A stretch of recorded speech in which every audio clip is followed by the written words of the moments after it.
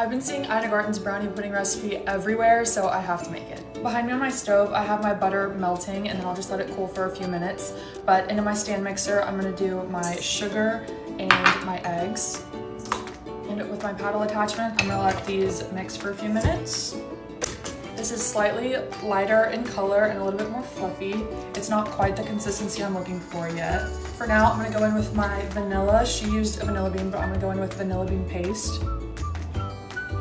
And then just let this keep mixing. All right, it's definitely a super pale yellow and it ribbons off of my paddle. We're gonna sift our dry ingredients. Our dry ingredients are just cocoa powder and flour. She did say you wanna use a good cocoa powder. I'm just using Ghirardelli's Dutch processed cocoa powder. It's unsweetened. Also, I am halving this recipe, but I'll leave the full recipe in the caption for you. If I remember correctly, she poured in her dry ingredients while it was on a slow speed, so let's see if I can do that without making a mess. Perfect. I'm just gonna let this go until it's combined. I'm gonna check on my butter. My butter is nice and melted. I'm just gonna leave this for a few minutes just to cool down a little bit because I kind of forgot about it. Also, she uses Fromboise. At the same time, she pours in the vanilla. I just, of course, don't have that. It's a raspberry liqueur. I'm not gonna use it. Hopefully it doesn't make too much of a difference. While it's still on a low speed, I'm gonna go ahead and slowly pour in my melted butter. Yum. It is a beautiful, thick, pretty thick batter. And please take a moment to admire these beautiful dishes. I found them at Home Goods and they're just gorgeous. So I had, of course, get 2 of them. To grease my dish, I'm just gonna spray it with baking spray. I hate wiping butter in a pan. It just makes such a mess. That should work.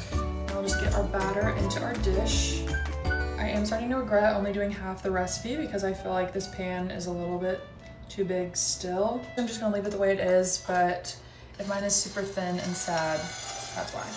But this is like a 6x9 little pan. I thought it would work good because hers seemed to be in such a big dish, but that's okay. I'm gonna get this in here.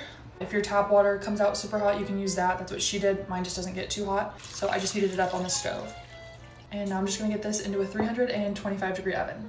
In the full recipe, she says to bake it at 325 for exactly 1 hour, but of course I'm halving it, so I'm gonna check it at about the 30-40 minute mark and I'll let you know.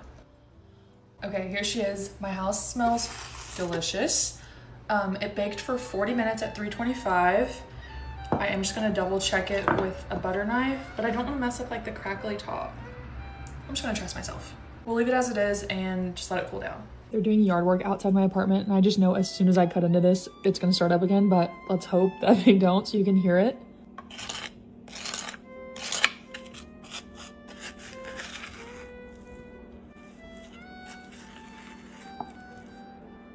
Everyone's I've seen is super like runny, and when I watched her video, hers was like a pudding, like she says, so I'm gonna call that good. Mine's probably a little either overdone or it's just super duper thin in this dish, but I'm happy with it. Let's taste it.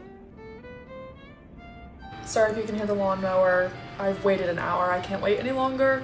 It looks delicious. I added a little bit of flaky salt, of course.